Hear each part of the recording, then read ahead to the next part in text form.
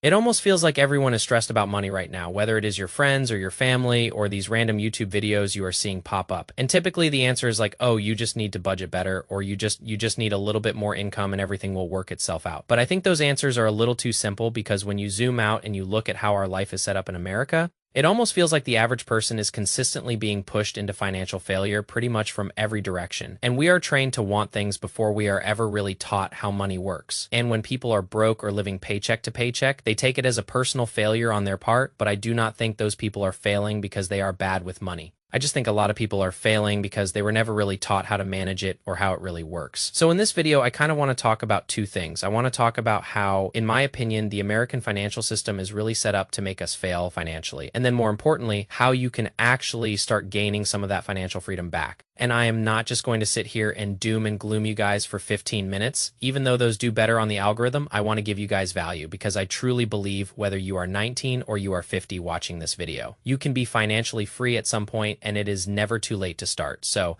let us go ahead. Let us get into the video. So for part one here is as young kids, right? We are all trained to want things before we really understand money. And you might be like, well, as a kid, how was I trained to want things? Like, that does not make sense. Well, I do not know about you guys, but when I was younger, every 10 to 12 minutes, something would pop up on the television and that was a commercial. And when you are young, those commercials are all about toys and clothes and the newest games and the newest best snacks. And then as you get older, those commercials turn into social media ads and it becomes about the newest $2,000 iPhone or a $70,000 car or a $500,000 house, whatever it might be. Anything that is going to make you think your life is successful. And what happens is when we are kids and we are consuming all of these commercials and we are seeing people buy stuff and we are seeing the happiness and the lifestyle it gives them, we are indirectly taught that spending money is going to equal more happiness and it is going to equal the life we want. And the problem is most people are never really taught how to separate what they actually want from what they are trained to want. So what I mean by that is a lot of what we buy is not even about the item itself. It is about the feeling it gives us. And companies know this, right? So for example, you are never going to see a commercial where they are selling you a car and they say, "Hey, this is our new machine that gets you from point A to point B." Why would you buy that car? They are selling you on the status that car gives you. You see this a lot with cologne commercials. You see this a lot with watch ads. It is never just, "Oh, hey, this thing keeps time." It is, "Oh, if you wear this Rolex, you are now a,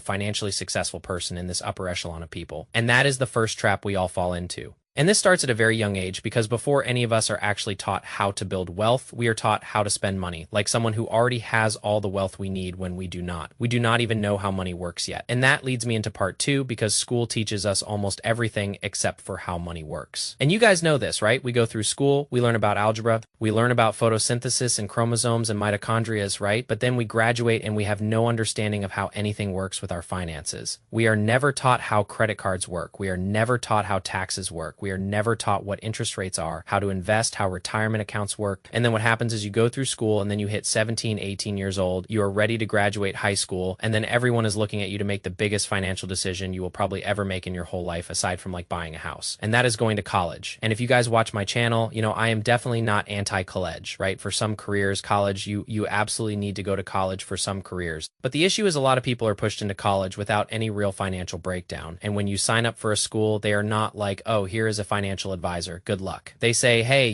we are going to assign you all this student debt and student loans. You will figure it out later." And as you guys know, the figure it out later is probably one of the worst financial plans you can ever have. And for a lot of people, student loans are their first introduction into serious debt. Because when you are 18 and you sign up for $30, $50, $80,000 of debt, it does not even feel real because it is kind of just on paper. And you have not probably ever earned that much money yet. So people go in, they sign the papers, they go to school, and then they realize, holy crap, I am $80,000 in debt at a 6% interest rate. What do I do now? And that is kind of the second biggest trap we go through in life because now, cool, you have a degree, but you also have a lot of debt. And depending on your financial knowledge, you might not know how to start paying it off, how to start investing your money, how to start making your money work for you. And what happens is the school got paid, the lender got paid, the economy got another worker into America, and then you are over here kind of left to the side trying to figure out how the numbers work and how you are going to get ahead financially because now you are $80,000 in debt. And we get sold, at least I did in high school, that you needed to go to the biggest school and the school with the best name and the school with the best program. But none of my teachers told me, "Hey, by the way, if you do that, you are going to be in debt, for the next 20 years of your life, aside from college." Part three is social media is probably one of the biggest toxic financial drivers in the world right now, because now you are not just comparing yourself to people around you, which typically was the normal thing to do. Now you are comparing yourself to everyone. You start seeing people your age buying houses, or they are getting new cars, or they are taking these extravagant trips, or on the flip side, instead of spending money, they might be getting money. You might see people your age starting businesses, or, getting 6-figure, 7-figure jobs, and it gets to you because you feel behind. And then what happens is when you feel behind, you start making emotional money decisions. So you will overspend to keep up with people around you, whether that is putting yourself into debt, taking out loans, whatever it might be, and you end up upgrading your lifestyle way too early. And what happens is you start chasing that appearance of success instead of really building the financial foundation you need to actually grow your wealth. And that is exactly where this financial system wants you. And what happens is kind of following this natural progression through life, right? Like we are younger, we are kids, we are taught to want things in abundance. Then we go to school. School teaches us nothing financially. Then we go into student debt. Then we go on social media, see how everyone is living their life. We try to keep up and we kind of realize like, damn, we do not really have that much money. So what do? We put ourselves into debt. And that is part 4, where in America, debt is everywhere and it is not treated like a warning sign with your finances. It is treated like a normal part of life. Like if you are in debt, welcome to America, welcome to the party, and people normalize everything, whether it is car payments, furniture financing, phone financing, like finance your whole life. Everything is going to be fine. And obviously, I am not saying all debt is bad. Like a mortgage can make sense if it is reasonable. I know some people are very, responsible with their credit cards, take advantage of the cash back, whatever it might be. But the problem is a lot of, normalization with debt is sold as an emotional tactic to us. Because instead of waiting or saving or investing or being disciplined, we can have whatever we want right now.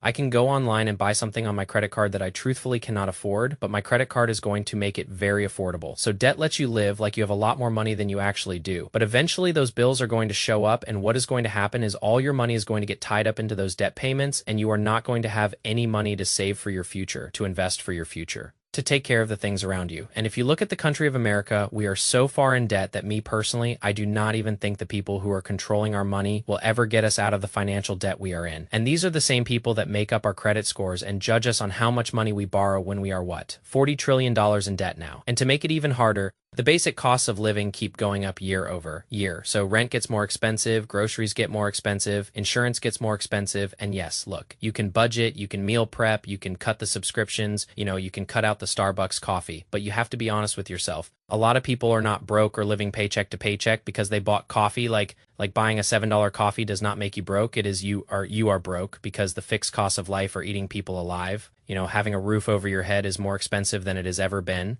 Car payments, hugely expensive, insurance, student loans, basic utilities and bills can really destroy someone's finances if they are not careful and if they are not saving, budgeting, or investing. And once your fixed living costs are too high, it becomes extremely hard to recover because you have no breathing room with your finances. And when there is no breathing room, one emergency will set you back for months at a time. And, I do not want to sound like I have my tinfoil hat on here, but when you start putting all these things together, how from where? When we were a kid, we are taught to want things all the way till now, when no one is really there to teach you about finances. You start to see the bigger picture that America's financial system really benefits when people like you and me stay dependent on it, right? When we are dependent on a paycheck and dependent on debt and on credit cards and to our employers and dependent on buying things to feel successful. That is when the bank gets paid through and the lenders get paid through and the credit card companies get paid through and the student loans companies get paid through and insurance companies get paid. All these people are going to get paid while you just continue to lose money. And by the time all of that is done, most people are trying to survive on whatever is left over. And that is the whole point. The system does not need nor want everyone to be rich. It wants people to keep paying their life away. And it needs people employed enough to cover their bills, but stressed enough to keep working. And it needs people who are comfortable enough to keep spending, but also not secure enough to walk away from their jobs. Because truthfully, if everyone was financially independent and financially literate, the financial system we live in right now would fall apart. And that is how this dependency becomes control over us and our finances. And then that leads me into the last part here of how this system is kind of set up to make us fail because retirement gets pushed on to all of us. But it is never explained properly, right? We are all told, hey, at 59 and a half, you will have $1 million sitting in this account and you get to play with it. But then again, none of us are told how to actually get that money. So you hear words like 401k and you might be investing in your 401k maybe. But is what 4%, 5% really going to get you to $1 million maybe? Maybe not. It depends on how early you start. You might hear about a Roth IRA, you might hear about index funds. But what happens is the majority of people go, man, That stuff is way too overwhelming. I am not going to deal with it. And what happens is no one ever explains anything to us when it comes to our retirement. So a lot of people, they fall into the trap of doing nothing. And it is not because they do not care about their finances, but it is because they are confused. And unfortunately, when people are confused, they kind of just delay it. Kick the rock down the road and do not really act on it. And every year you wait to invest, you lose time. And time is the most powerful part of truly building wealth. And what is really funny about this American system is that it makes it so easy to spend money. You can go anywhere and spend money. You can sit in your chair at home and spend money. But they make investing feel so intimidating, like you need to be smart or you need to have a whole bunch of money to start investing. So what happens is people delay it, but investing is just as easy as spending. Honestly, in 3 clicks, all of you guys could be investing right now. And then one day we wake up, we realize that, man, we have years of catch up that we need to make up. So, retirement, while it gets pushed on to us, no one actually explains it to us. Now that I've ranted for about 13 minutes on how the, financial system is set up to make us fail. The part that I really want to kind of hone in on is, as the viewer out there watching this video, if you feel financially behind or you feel like the system is against you, what can you actually do to get ahead starting today? So after all of that, right, the main question on your mind should be, damn, what can I actually do? And in my opinion, it is very easy to say the system is broken. And it is easy to say everything is expensive. And it is easy to say America makes it hard to get ahead financially. And a lot of that is very true. But at some point, right, you cannot let that control your life. You still have to figure out how to move differently, how to take life into your own control. Because what happens is a lot of people let that doom and gloom mindset run their life, and then they will never get ahead because every single time they have an excuse for something. And I am personally someone that I do not like to live by excuses, right? Because I believe I have full control of my life. So the first thing I would say is this: do not rush into anything, right? If you want to get financially literate,